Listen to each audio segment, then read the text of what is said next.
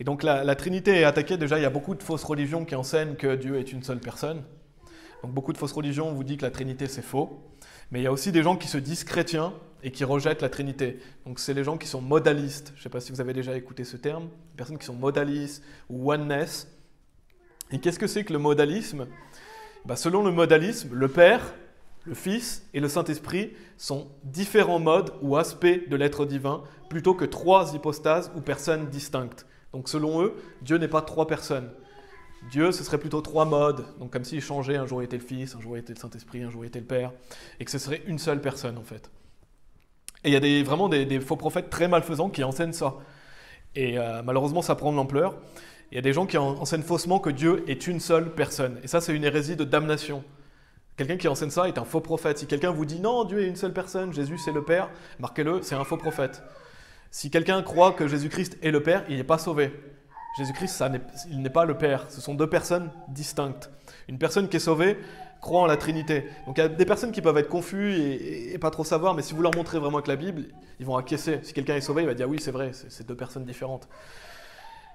Et donc Dieu ne prend pas une casquette différente. Un jour je suis le Père, un jour je suis le Fils, un jour je suis le Saint-Esprit. Non, Dieu est trois personnes distinctes, mais un seul Dieu. Et c'est vraiment grotesque. Cette doctrine, elle est vraiment grotesque et stupide. Si vous avez un cerveau, c'est complètement stupide de croire ça. Et je vais y revenir un peu, ça va être dans mon troisième point. C'est vraiment une doctrine stupide, et en plus qui blasphème Dieu.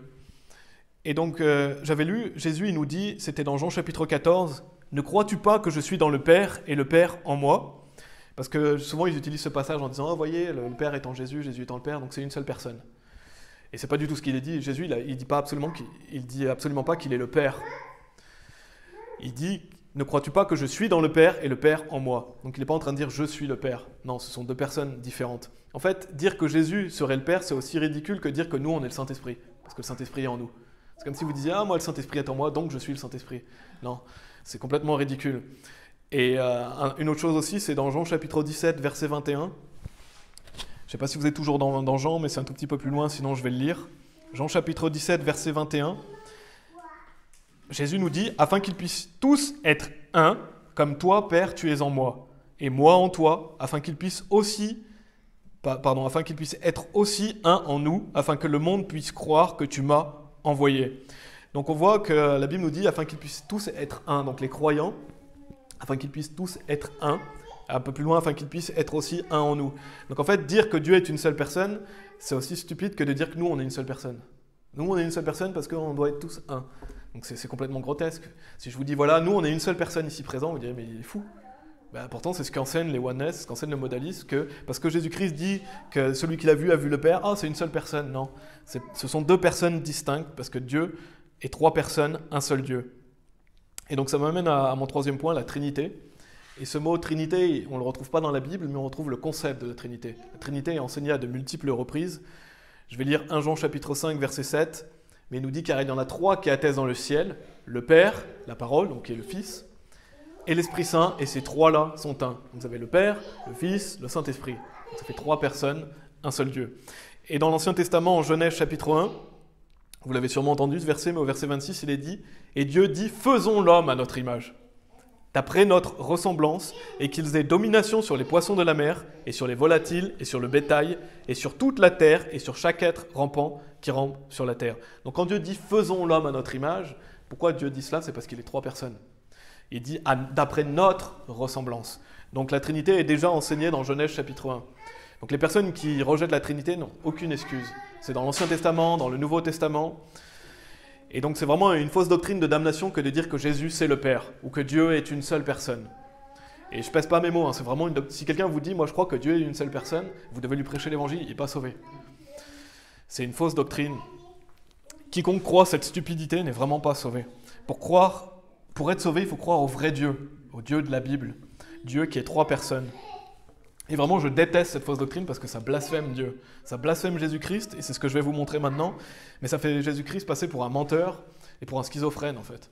Les gens qui blasphèment Dieu en disant que Dieu est une seule personne, ils font vraiment passer Jésus-Christ pour quelqu'un de stupide. Parce qu'on va le voir, Jésus-Christ, quand il dit qu'il fait la volonté du Père, c'est bien qu'il y a deux personnes différentes. Et on va voir quelques versets, et après je vais développer un peu plus ça. Vous pouvez aller dans Colossiens chapitre 1, mais je vais montrer quelques versets qui montrent sans l'ombre d'un doute que Jésus et le Père sont deux personnes distinctes. Et comme j'ai dit, vous pourriez vous dire, mais je le sais déjà, mais c'est toujours bon de se le rappeler. Toujours bon d'appuyer les vraies doctrines et on doit, quand on prêche la parole, on doit toujours appuyer les fondements. Sinon, il y a des gens qui vont venir dans les groupes et qui vont commencer à enseigner tout un tas de mensonges. Et peut-être les personnes qui sont moins affermies, ils vont douter, se poser des questions. Mais ça fait aucun doute que Jésus-Christ et le Père sont deux personnes différentes. Colossiens chapitre 1, verset 15 nous dit qu'il est l'image du Dieu invisible. Donc en parlant de Jésus, Jésus-Christ c'est l'image du Dieu invisible. Le premier-né de chaque créature. Et donc si Jésus c'est l'image du Dieu invisible, devinez quoi? Il y a deux personnes.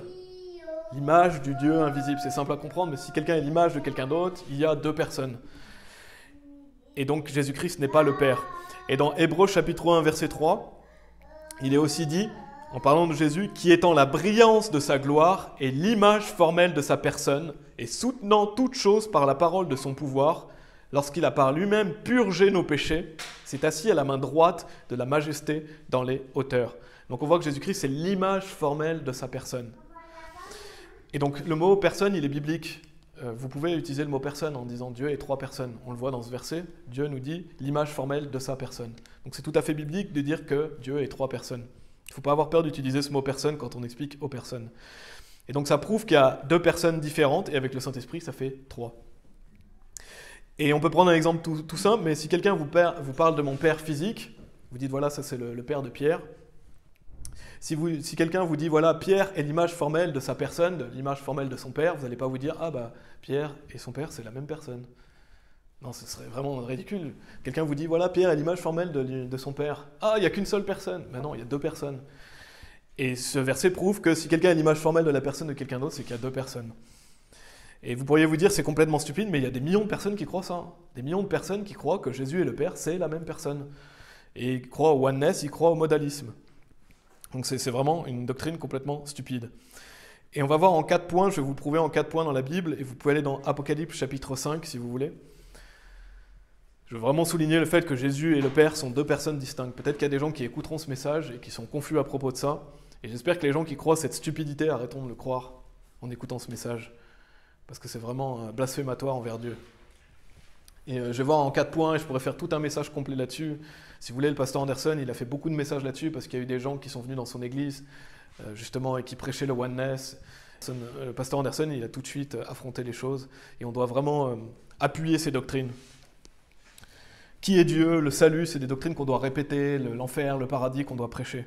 Apocalypse chapitre 5, versets 6 et 7. Il est dit « Et je regardais, et voici, au milieu du trône et des 4 bêtes, et au milieu des anciens se tenait un agneau. » Et comme a lu frère Tristan, l'agneau de Dieu, c'est Jésus-Christ. Donc là, ça parle de Jésus-Christ. Se tenait un agneau comme s'il venait d'être tué, ayant 7 cornes et 7 yeux, qui sont les 7 esprits de Dieu envoyés sur toute la terre. Et donc, qu'est-ce qu'il va faire, l'agneau de Dieu, Jésus-Christ? Et il vint et prit le livre de la main droite de celui qui était assis sur le trône. Donc, si vous avez Jésus-Christ qui vient et qui prend le livre de la main d'une autre personne qui est assise sur le trône, qu'est-ce que ça veut dire? Ça veut dire qu'il y a deux personnes. Jésus-Christ n'était pas l'agneau, hop, il s'est mis sur le trône, il a pris le livre de sa propre main. Non, ce serait ridicule. On voit dans ce passage qu'il y a deux personnes distinctes, que Jésus-Christ et le Père ne sont pas les mêmes personnes. Donc on voit, rien qu'à travers ça, on pourrait s'arrêter et se dire, voilà, Dieu et là il y a deux personnes, bien sûr, Dieu est trois personnes. Et bien sûr aussi, on va aller dans Jean chapitre 6, c'est que Jésus faisait la volonté de son Père. Jésus fait la volonté du Père, ce qui prouve que ce sont deux personnes différentes. Jésus fait la volonté du Père, on le voit dans Jean chapitre 6, verset 38. Jean chapitre 6, verset 38, et vous pouvez rester dans Jean, je vais lire plusieurs versets après dans Jean, qui nous dit « Car je suis descendu du ciel, non pour faire ma propre volonté, mais la volonté de celui qui m'a envoyé. » Donc Jésus-Christ, il ne va pas dire « je ne fais pas ma volonté », pardon, donc Jésus, oui, il ne va pas dire « je ne fais pas ma volonté, mais celle de celui qui m'a envoyé », et en fait c'est la même personne. Quand Jésus-Christ dit qu'il ne fait pas sa volonté, mais il fait la volonté du Père, c'est parce que le Père est une autre personne. Donc Jésus-Christ ne faisait pas sa volonté, il faisait la volonté du Père. Donc n'importe quelle personne qui a un cerveau comprend ça. Même un enfant, il va comprendre que si quelqu'un vous dit « voilà, je ne fais pas ma volonté, mais la volonté de celui qui m'a envoyé », ah, il y a deux personnes. Donc on voit bien que Jésus-Christ n'est pas le Père. Troisième point, c'est que Jésus-Christ glorifiait le Père. Un peu plus loin en Jean chapitre 8.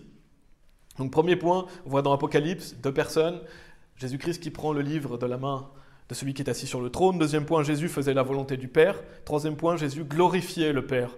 Dans Jean chapitre 8, versets 49 et 50, il est dit « Jésus répondit, je n'ai pas un diable, mais j'honore mon Père, et vous me déshonorez, et je ne cherche pas ma propre gloire. Il y en a un qui cherche et qui juge. » Donc Jésus, il montre qu'il glorifie le Père. Il ne se glorifie pas lui-même. Donc si vous dites que Jésus et le Père, c'est la même personne, vous faites de lui un menteur. Parce que Jésus-Christ vous dit non, je cherche la gloire de mon Père, pas ma propre gloire. Et quatrième point, toujours dans Jean chapitre 8, un peu plus tôt, Jean chapitre 8, verset 14, il est dit, Jean chapitre 8, verset 14, Jésus répondit et leur dit, « Bien que j'atteste de moi-même, cependant mon attestation est vraie. Car je sais d'où je suis venu et où je vais, mais vous ne pouvez dire d'où je viens et où je vais. » Et un peu plus loin, versets 16 et 18. « Et cependant, si je juge, à 18, pardon, mon jugement est vrai, car je ne suis pas seul, mais moi et le Père qui m'a envoyé. Il est aussi écrit dans votre loi que le témoignage de deux hommes est vrai. Je suis seul qui rende témoignage de moi-même, et le Père qui m'a envoyé atteste de moi. » Donc on voit que Jésus-Christ dit que le Père, il atteste de lui. Donc on voit qu'il y a deux personnes. Et il prend même l'exemple où il est dit, il est aussi écrit dans votre loi que le témoignage de deux hommes est vrai. Donc le témoignage de deux personnes. Donc on voit que Jésus-Christ, le Père, atteste de lui. Et donc ce qui prouve qu'il y a deux personnes, tout simplement. Si quelqu'un vous dit, voilà, le témoignage de deux hommes est vrai, c'est qu'il y a deux personnes. Jésus-Christ prend cet exemple pour montrer que le Père et lui, ce sont deux personnes distinctes. Donc on voit plusieurs raisons, et je pourrais donner encore une multitude de raisons. Il faut vraiment être aveugle pour ne pas voir que Dieu est trois personnes. Et je pense que si vous êtes ici et que vous êtes sauvé, vous savez que Dieu est trois personnes. Et qu'il y a un seul Dieu. C'est vraiment une doctrine stupide que le modalisme. Et donc, on va aller dans Romains chapitre 10 pour terminer cette partie. Le Dieu de la Bible, il est trinitaire. Donc les gens qui croient au modalisme ou qui croient au oneness, ils ont un faux Jésus, ils ont un faux Dieu. Et on voit dans Romains chapitre 10, verset 9, bien sûr que vous connaissez et que souvent on utilise en évangélisation, il est dit « Si tu confesses de ta bouche le Seigneur Jésus et que tu crois dans ton cœur que Dieu l'a ressuscité des morts, tu seras sauvé. » Parce que vous pourriez vous dire, mais quel verset peut prouver que quelqu'un qui croit que Dieu est une seule personne n'est pas sauvé ? Rien que ce verset-là le prouve, parce que si tu confesses de ta bouche le Seigneur Jésus, donc quand tu confesses le Seigneur Jésus, tu confesses le vrai Jésus. Eux, ils ne confessent pas le vrai Jésus, ils croient que Jésus est une seule personne avec le Père, etc. Ils n'ont pas le vrai Jésus-Christ. Et il est dit que Dieu l'a ressuscité des morts. Donc quand Dieu a ressuscité Jésus-Christ, c'était les trois personnes de la Trinité qui étaient impliquées. Les gens qui croient au modalisme croient qu'il y a une seule personne qui était impliquée. Donc ils ne croient pas que Dieu l'a ressuscité d'entre les morts, ils ne croient pas au vrai Dieu. Donc juste avec ce verset simple d'évangélisation, on montre que quelqu'un qui rejette la Trinité, il n'est pas sauvé, parce qu'il n'a pas le vrai Dieu. Il ne croit pas que Dieu l'a ressuscité des morts, il croit que Jésus-Christ que Dieu est une seule personne. Et donc quand on célèbre la venue de Jésus-Christ, quand on célèbre le Fils de Dieu, on célèbre le Fils de Dieu qui a été envoyé par le Père. Et pour finir ce message, vous pouvez aller dans Actes chapitre 5. Je vais faire une application pratique, parce que là c'était beaucoup doctrinal. Bien sûr, je voulais appuyer le fait que Jésus-Christ est Dieu, le fait que quand Jésus-Christ s'est incarné sur terre, c'est Dieu manifesté dans la chair. Il y a beaucoup de versets qui prouvent que Jésus-Christ est Dieu. La Bible aussi dit que Jésus-Christ n'a ni commencement ni fin. Donc Jésus-Christ, il est omnipotent. Et on voit clairement à travers plusieurs versets que la Trinité est biblique, que Jésus-Christ n'est pas le Père, que Dieu est trois personnes.